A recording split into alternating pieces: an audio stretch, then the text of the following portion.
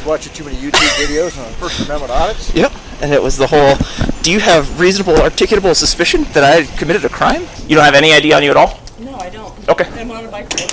What's your first name? I'm not, I'll wait for your supervisor. Okay, that's not how we're doing this. Yeah. You can identify yourself or you can go in handcuffs. Okay, well, we'll talk to the supervisor about it. Okay, you can argue with the supervisor once he gets here, but you're going in handcuffs until then. Give me your hands. Do not! You're under arrest and you're on your way to jail then. Do not resist, it's going to be worse for you, okay? I'll get your use of force report done fairly quick. If she complains, it's there. You just turned me down. That's because you wouldn't do what I told you to. Why did you have to go that way? Because I'm trying to stand up for my rights as an American. You're hurting my arm. Don't fight the cops then. I'm not. I wasn't fighting the cops. Really? He had to put you on the ground for a reason. Look at his body cam. I have rights. I'm American. When you do fail to identify yourself as a arrestable offense, do you have an ID in your backpack? Since when? Since always. No, it's not. Yes, it is. Clearly do not know Yes, it is. You don't know your rights. Because she's watching too many YouTube videos on First Amendment audits. Yep.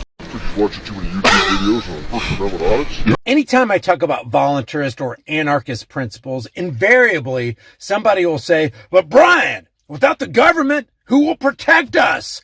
Are the police protecting you? No, they're not. The police will readily admit that not only can they not protect you, they often don't arrive until after the crime takes place, and then what good is that? Who protected the 3,000 when the World Trade Centers came down? It certainly wasn't the government. Who's protecting you right now from extortion when the government is acting as the extortionist?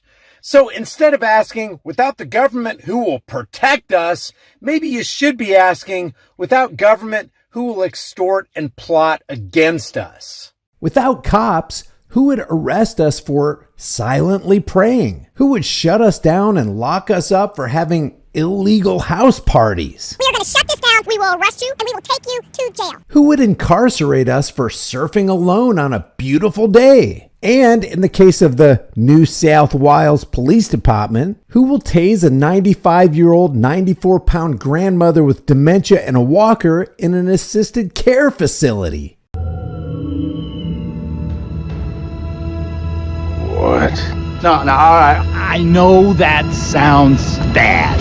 Who will tase a 95-year-old, 94-pound grandmother with dementia and a walker in an assisted care facility? Now, the police chief here admits that Claire Nolan was very old, very fragile, and very slow. At the time she was tasered, she was approaching police, but it is fair to say at a slow pace. She had a walking frame. But she did pose a red alert threat to cops because she had a knife. As a result of the brave actions of the New South Wales Police Department, the dangerous granny succumbed to her New South Wales inflicted injuries. The dangerous granny succumbed to her New South Wales inflicted injuries. Thanks, Thin Blue Line heroes. This is Sean. These are his buddies. They woke up one morning and said, Hey, we're not in North Korea. We live in America, and we have the unalienable right to keep and bear arms. Loaded arms. So they went out and exercised those rights in the streets of Tennessee. But Franklin, Tennessee officer Buffa and officer Clemente also woke up that morning.